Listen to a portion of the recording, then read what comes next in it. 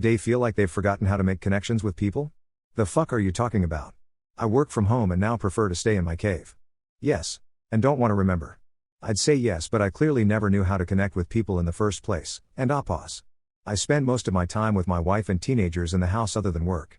If I went to a bar, I could only talk about Fortnite, computers or crypto. I feel this 100% and I miss being able to connect with people like I used to. It's so hard to find a basic way to start a convo or keep one going. And I used to be able to click with people so easily. I think COVID definitely had a big impact on why it became more difficult for me. It sucks. It makes everything more awkward and difficult, lol.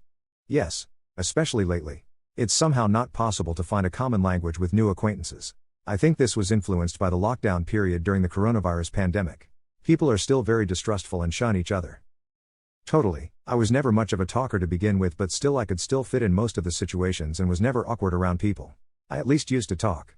But after COVID, getting stuck at home for 2 whole years, I feel like my social skills have totally left me. I barely even talk with anyone now, just hope that I improve it soon. Been thinking this for so many years. It was so painful. Kinda grew out of that thought now though. I still feel that it is true. But it doesn't hurt as much anymore as I see it as how a lot of people have become. Don't know if age comes into play or not, but phones seem to be the thing that did it. I'm 25. Why does my penis look 100 years old? Cocoa butter. I fap often with cocoa butter and I have a nice looking one. Brown with a pinkish tip. Pretty nice. You should try wrapping it in banana peels and giving it a light massage. It will make it look happy and smell amazing. When my dick is soft, it looks wrinkly. Even when I was a kid. But not when hard.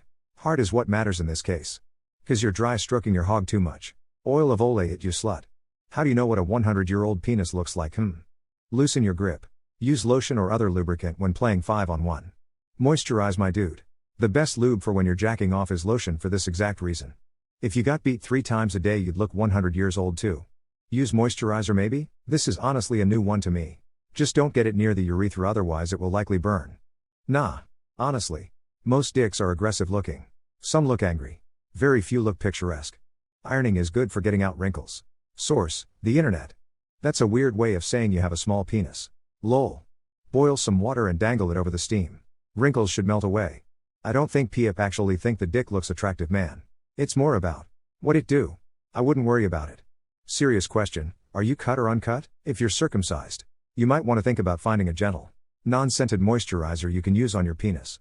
Circumcision removes the protective foreskin, allowing the sensitive skin of the penis to dry out and become chapped from years of exposure and chafing against your clothes. Would rail regulations have prevented the East Palestine derailment and chemical spill? I think we probably have to wait for an investigation to be done before we jump to conclusions. I think you'll find that there were rail regulations already in place. Too early to say, but it most definitely would put them under greater responsibility for the fallout if this happened in violation of regulations. It would not have prevented the accident, but it would have reduced the number of rail cars involved, as the would automatically brake when there was a problem, as well as the train would have had a lead on other person on the train to deal with the situation. The entire scale of the accident would be reduced. However, Trump made sure that didn't happen. Preventing a derailment is a tricky thing. As other than line maintenance and not having an idiot conductor, human error, if it happens, it happens. A 2 3/4 inch gap in a rail can derailment a train. We'll have to see cause first. Prevented the derailment? Probably not. Prevented hazardous material from being shipped over that line? Probably. Keeping in mind that the investigation has not been completed and this is all guesswork. I am under the impression that the train was not classified hazardous material in quad, and thus allowed to use that particular track that was not rated for such transport. No. The rail industry is already highly regulated. There are so many rules that even the people who are supposed to be experts and whose entire jobs revolve around complying with them don't know all of them. Even the people who write the regulations have no clue what half of the existing ones are. Yes. They would have prevented it. That train wasn't classified as hazardous because most of the material on board wasn't, which is idiotic. If it had been classified as hazardous, it would have been required to have a better braking system that would have likely prevented the disaster. What are some of your favorite apps? Music Harbor. For iOS. You tell it what artists and bands you like. It tells you when they release new albums, singles, music videos, etc. Kind of like a social feed but for music releases. Apple Music added a similar feature. But it doesn't work most of the time, and when it does, it doesn't do as much. Strong Workout Tracker. It's probably my most used app outside of Twitter and Reddit. The ones I use the most are YouTube, for obvious purposes, Spotify, I'm a music nerd, Meme Soundboard, really fucking funny to play the noises, Space Flight Simulator, for making the wackiest rocket ships, and BitLife, also pretty funny.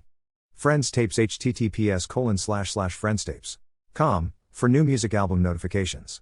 It does exactly what I need. Which is keep up with new albums from bands I listen to. Without all of the noise of news or social media that I don't care about, not exactly a phone app though. But still. Some nice ones you might not have heard of. Net News Wire, it's a free RSS reader for iOS. Zotero, makes citations and stuff. Also has a great desktop app.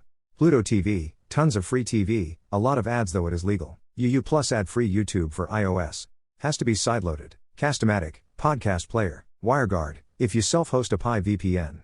This is handy. Bitmodo, cool cartoon version of me. Termius, SSH client. World Wide Web, iOS web server. Pocket, save articles. PoJav launcher, Minecraft for your phone, also sideloaded. Photomath, solves your math problems and shows you how.